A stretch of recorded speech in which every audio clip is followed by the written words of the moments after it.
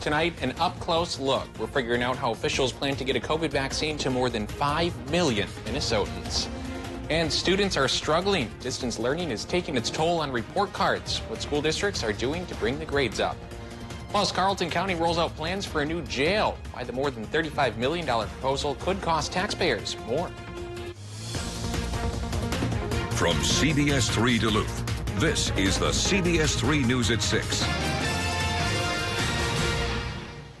Good evening, I'm Anthony Mack. Kristen is off tonight. Thanks for joining us. Each day we get closer and closer to a COVID-19 vaccine, and Minnesota has a plan for when it gets the green light. The state hopes to vaccinate more than 183,000 Minnesotans by the end of the year. Healthcare workers and Minnesotans in long-term care facilities will be the first to get it. Each person will need 2 doses a few weeks apart, depending on the vaccine. Jeff Wagner looks at how the state plans to get the vaccine to everyone who wants it. It's a joyful sight across the pond as the first round of COVID-19 vaccinations were given to the most at risk in the UK. All right, here we go. A sight soon seen in Minnesota, beginning with healthcare workers and long-term care residents. If we can get this vaccine to the people who are most vulnerable for poor outcomes, and the people who take care of the people who need care, that will be the biggest bang for the buck, so to speak. The first wave of vaccines arrive from Pfizer next week, delivered directly to 25 hubs, often hospitals, all around the state, and will then be distributed to 118 smaller clinics. The Pfizer doses must be stored at 90 degrees below zero. Governor Tim Walz says all 25 hubs have proper cold storage. That is highly specialized and hard to get. If you are in a state that didn't do that ahead of time, this becomes much more of a challenge. Since there are more healthcare workers and long-term care residents than vaccine doses immediately available, the state will further prioritize who gets a dose first. For example, healthcare staff who contracted COVID-19 in the last 90 days might have to wait. The second group to get the vaccine includes first responders, teachers, and school staff. The third group is adults with high-risk medical conditions or over 65 years old. Governor Walz says news of a vaccine distribution is to be celebrated, but not solely relied upon in stopping the virus's spread. The most effective thing we can do is mask, social distancing, mitigation, testing, and quarantining and isolation. The vaccines are still awaiting FDA approval, which could happen over the next week.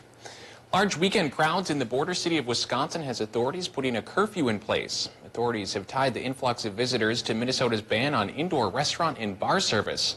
There will now be a 10 p.m. curfew for bars and restaurants Thursdays through Saturdays. Violating the ordinance could lead to a suspension of the business's alcohol license. Students across the country are struggling with distance learning, and in some cases, their report cards show it. According to the Associated Press, nearly 40% of grades for high school students in St. Paul were Fs. That's double the amount in a typical year. CBS3's Emma Quinn heard from some Iron Range parents who are worried for their kids' grade and asking for change, and others who have a different opinion. Worried about their students falling behind, a group of Hibbing parents are voicing concerns to the Hibbing School Board Wednesday night. A lot of concerns regarding our kids' education. We were concerned about their mental health.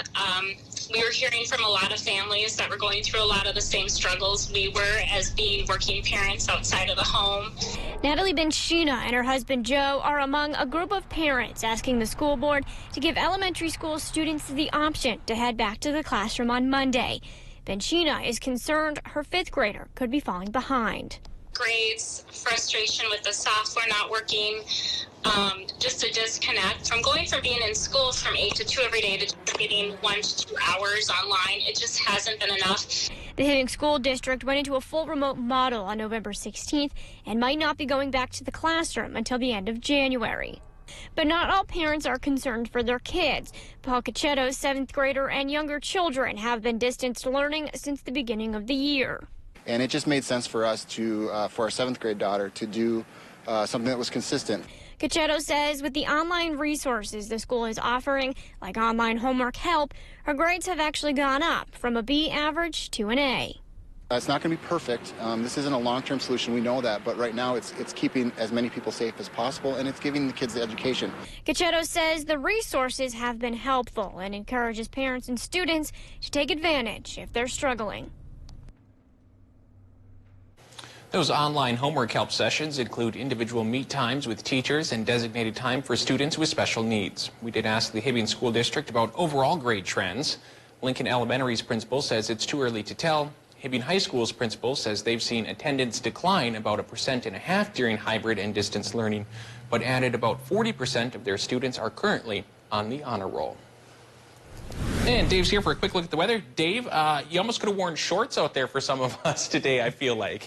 Yeah, when that sun came out and the snow started melting and sliding off my metal roof with impunity, I didn't know I had that much left because we haven't received much for a while.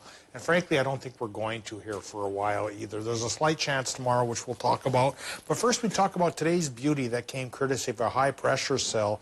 As sunset came, it provided beautiful shots for photographers all around the region. This one comes in from Swan Lake, just south of Pengilly. Dick and Kathy sent that one in. And just about from International Falls down through Hayward, everybody's had such a beautiful sky. But that high that made it possible is leaving, and flurries are coming aboard with a low-pressure system coming our way. I think the best chance for any snow on Thursday is going to be near the Canadian border from International Falls towards Ely and Grand Portage then. The rest of us, maybe a mostly cloudy sky and maybe a slight chance for a little bit of flurry activity Friday, Saturday. Not a great chance, though, and we'll talk about the odds of paying off with any precipitation coming up in just a few more minutes. Thanks, Dave. The Minneapolis City Council will decide whether to shrink the city's police department while violent crime is already soaring. Mayor Jacob Fry has threatened to veto the entire city budget because it includes a Safety for All proposal. The proposal by 3 council members would cut nearly $8 million from Fry's proposed $179 million budget for police. They suggest spending that money instead on mental health teams, violence prevention programs, and other initiatives. The full council will vote on the final version of the city budget tonight. Provided that meeting is complete, we will have the latest details right here on the CBS 3 News at 10 o'clock. Carleton County has taken another step towards a new jail. CBS 3's Kendall Jarbo explains how much money the county needs for the facility and who might be paying for it. The Carleton County Board of Commissioners unanimously voted yesterday to ask the Minnesota legislature to allow the collection of a sales tax for a new jail facility. The county hopes to raise nearly $40 million through local option sales tax to pay for construction of a new jail facility. In total, the project could cost anywhere from $35 to $45 million. This comes after the Minnesota Department of Corrections inspected the 41-year-old facility and determined it does not comply with state standards. Carleton County Coordinator Dennis Generu Jr. says the county has until July of 2023 to build a new facility. The facility is just too old and just is really not designed properly. So basically the indication was we either have to find another county to house them in or we have to build a new facility. If the legislature grants the referendum request in the spring, voters will have to approve the resolution. Then it will go back to the legislature for a second vote in the spring of 2022. The local option sales tax of about 0.5% would last for a maximum of 20 years. The county is also considering to include a female offender program in the new facility. We'll break down what that program entails and how desperately it's needed tonight at 10. All right, thanks, Kendall. And the county passed a similar resolution in January, but nothing came of it because of the pandemic. A new resolution was needed in order to be considered in the 2021 session. Wisconsin's governor is weighing in on a lawsuit filed by Texas's attorney general against key battleground states. The lawsuit names Wisconsin, a state President-elect Joe Biden won. AG Ken Paxton claims the government in the Badger State and 3 other key states used the pandemic as a way to change election rules, which weakened ballot integrity. Wisconsin Governor Tony Evers said the lawsuit is extraordinarily sad. We have a Texas Attorney General who's being investigated by the FBI for various improprieties. Numerous newspapers in Texas calling for his resignation, and he teams up with President Trump to try to take away the votes of the people of Wisconsin. I mean, it's irony, but it's not funny irony. It's extraordinarily sad. The Attorneys General of Michigan and Wisconsin described the lawsuit as an unserious effort that is without merit. Minnesota's governor is calling another special session to continue the state's fight against the pandemic. Governor Tim Walz called for this upcoming Monday. He's hoping lawmakers will pass a relief package for small businesses, workers, and families impacted by the pandemic. He also intends to extend the state's peacetime emergency by another 30 days, which allows him to use executive orders during the pandemic. Still to come on Live Local CBS 3, giving back to your community can be a challenge during the pandemic. Find out how one local woman used the power of social media. Coming up next. 30 below is our record low. It's from 1876. 54 above, the record highs from 1939. Both are a couple of oldies here, and I think they're going to hold on for another year because we're not going to get that cold or that warm tomorrow. But still, we could get into the 40s one last time. We'll talk about that and a chance for some northern snow coming up right after our break.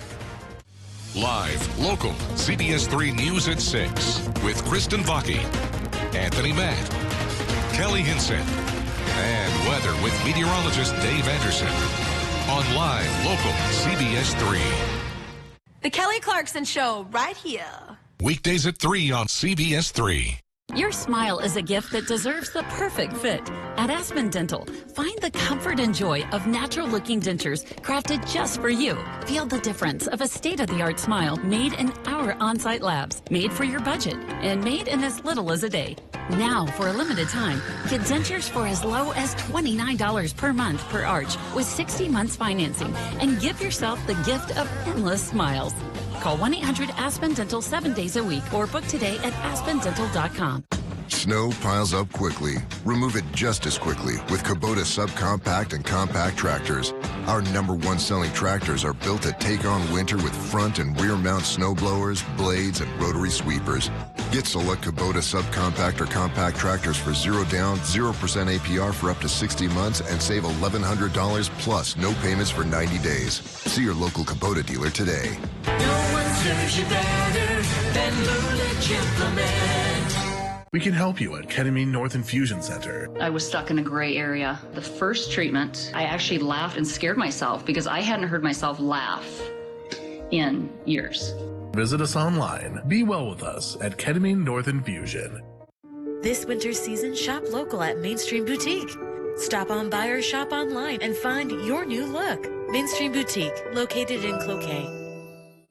Make your spirits bright with the help of friendly Canal Park businesses this holiday season.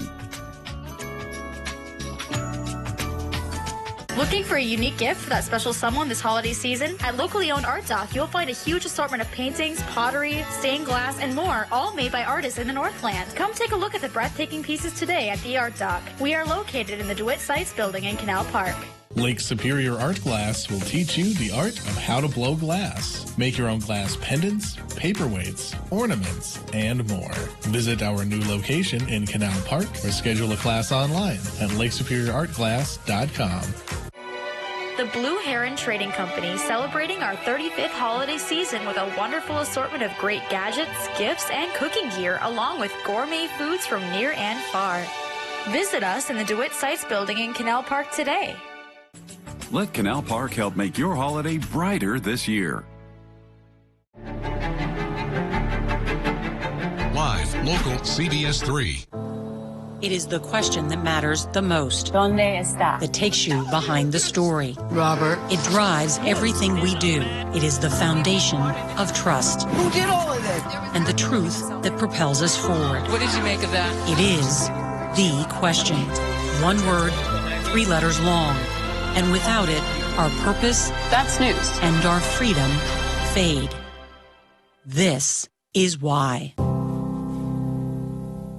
When severe weather hits, tune to CBS 3 for up-to-date coverage morning and night. CBS 3 weather is brought to you by Lulich Implement.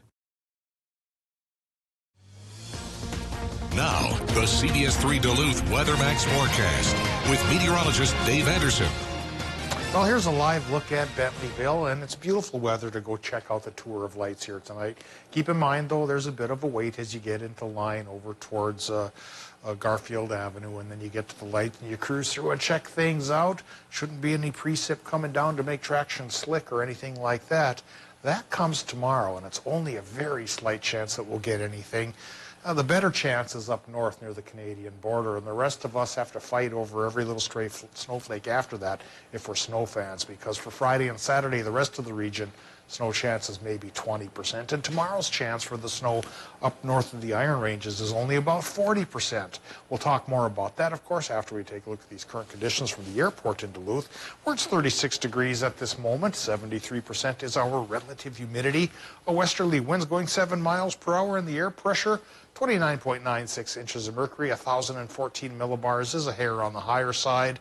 Today's high that made for a beautiful sky is going away, and a new low coming from the west is clouding things up overnight tonight, and that's what's going to create the slight chance for snow that we get for Thursday, Friday, and maybe Saturday. Current temperatures include 29 Watersmeet, 32 Ironwood, and a range of 30 in Hayward to 38 degrees towards La Pointe, and most other Wisconsin communities, including Superior, in between. East central Minnesota is going 34 from Moose Lake through Barnum into Cloquet, where it's 36. North Shore numbers are 32 to 36, just inland a little bit, but still holding on to lower 40s, at least right by the lake. Towards the Iron Ranges, the Mesabi, starting with Evelyn and the Quad Cities and rolling towards the end just outside of Grand Rapids, goes 30, 34 degrees. Vermilion Range, 32. International Falls, about 30 right now. And now with the low pressure system coming from the west, clouds are starting to increase. After midnight, folks near the Iron Range could start to see a little bit of light snow shower activity, probably mostly flurries. That's for Thursday. Then as the low pressure system dives to the south and east away from our area, the 40% snow chance for up north on Thursday becomes just a 20% shot Friday and Saturday for the rest of the region. Probably not going to add up to much, not a big deal at all. Latest snow estimates show that over about 3 days, maybe International Falls will get 2 inches, and the rest of the region about a trace to perhaps a ½ inch or so. So, snow fans, this isn't it yet, and the rest of the week looks to be drying up again. Tonight in Minnesota, clouding up. Mostly cloudy sky with lows from 27 to 32. And for Wisconsin and Michigan, low temps there, 28 to 30 for tomorrow. Highs warmer than normal again. Partly sunny sky, Wisconsin, Michigan, highs 40 to 44. Minnesota highs 35 to 40. Snow up to the north possible, then mostly cloudy down to the south. Extended forecast shows the 40% chance for northerners on Thursday falls down to a 20% shot for flurries region-wide Friday and maybe into Saturday. Again, not much accumulating. Temperatures go from 40 again, perhaps on Thursday, down into the 20s as the rest of the week unfolds.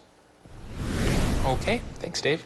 A Duluth woman is using the power of social media to give back to the community in a big way. After hitting 50,000 followers on Instagram, Sharon McMahon wanted to celebrate the achievement. McMahon asked her followers to throw out ideas, and one that resonated with her was a Venmo giveaway. McMahon asked people to donate whatever spare change they had laying around, and then she donated all to local charities. In just 2 days, McMahon raised $38,000, and she says it couldn't have been possible without the power of social media. The tool can be used for good or for bad, and this is a great example of how social media can be used for good. I guarantee you that thousands of strangers would never send me donations to make a difference in the community if we had not been able to connect via social media. McMahon plans to stop collecting donations this Friday. She plans to use the money to buy and donate local restaurant gift cards, help people pay their bills, and more. If you want to donate, we have a link on our website. Still ahead in sports, UMD men's hockey is off to a 4-0 start, fueled by a nice mix of goaltending. Kelly breaks it down, coming up next. Northwest Outlet is #1 when it comes to kids' winter clothing from the North Face and Columbia.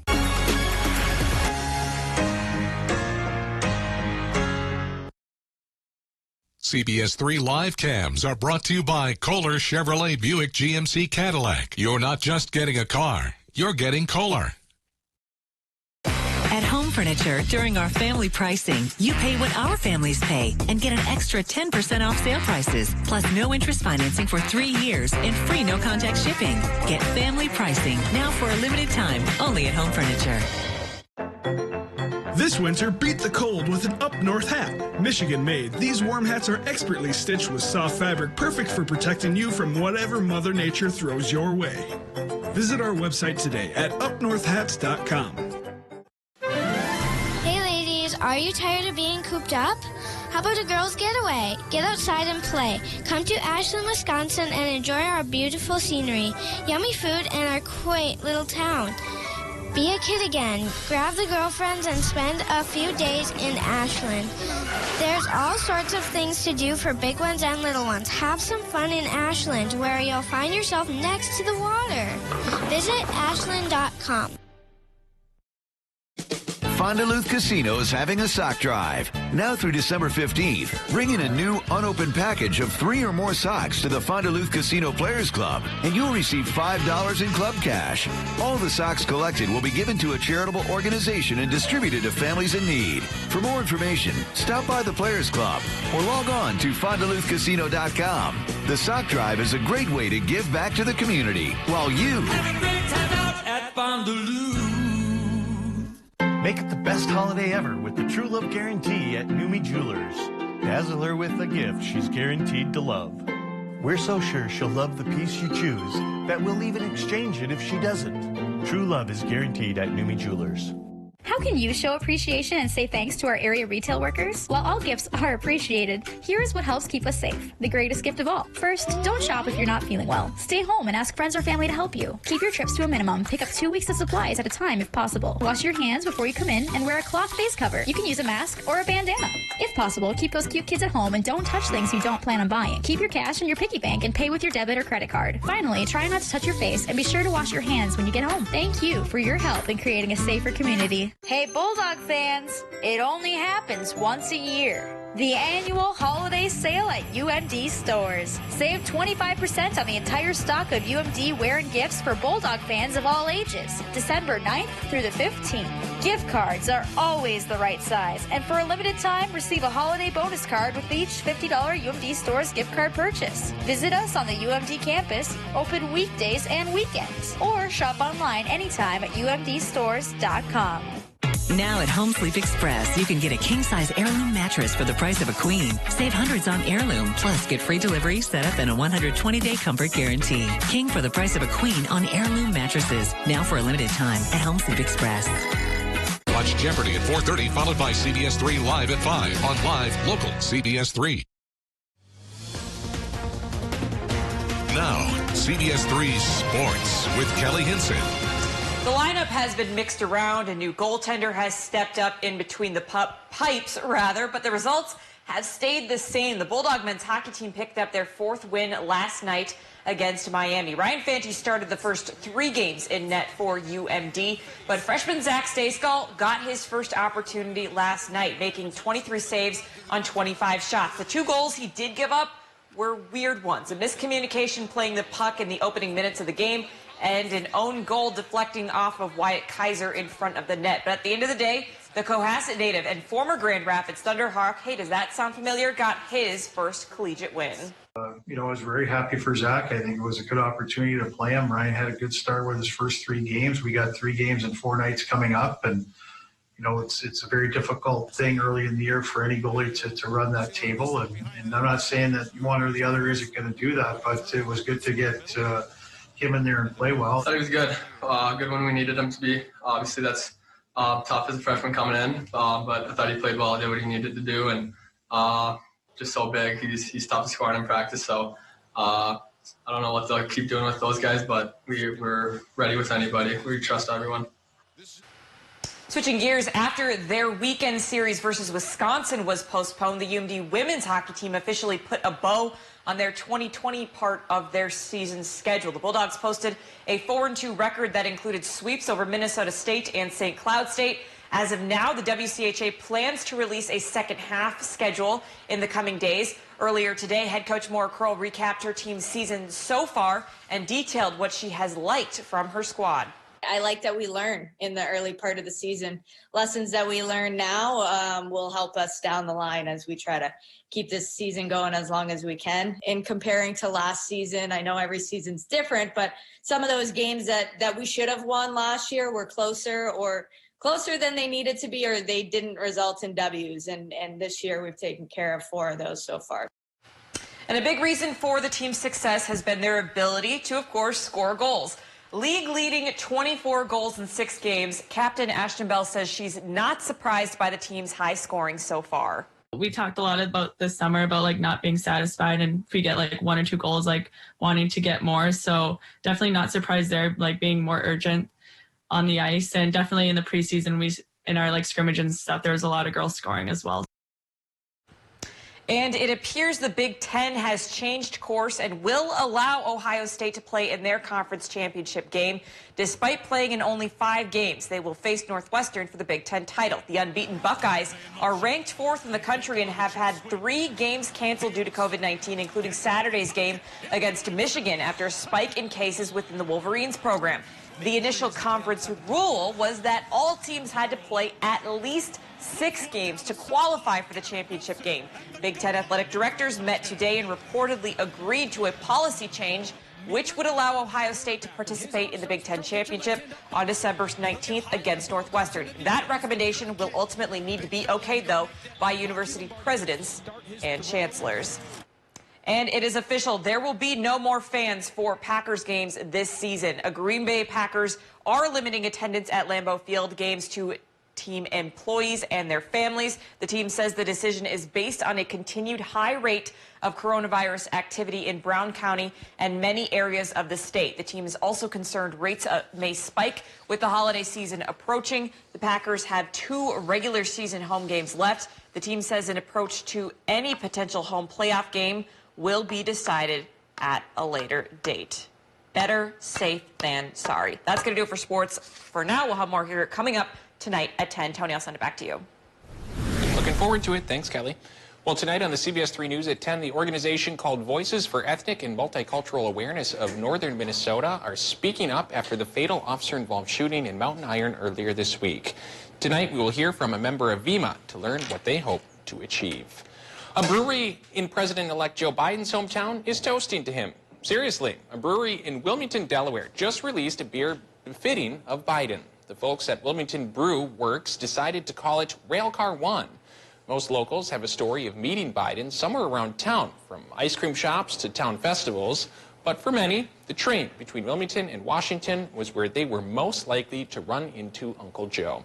So the triple dry hopped Northeast IPA features vintage train-style artwork of an Amtrak train with the same paint job as Air Force One, and it comes out on Monday. Dave, I'm not a huge IPA fan, so I might have to pass on that one. But you kind of like IPAs, right? I can handle it all, Okay. I guess. But odds are the distribution network of that Delaware brewery is Probably not going to hit us here. What's going to be here. Yeah. Indeed.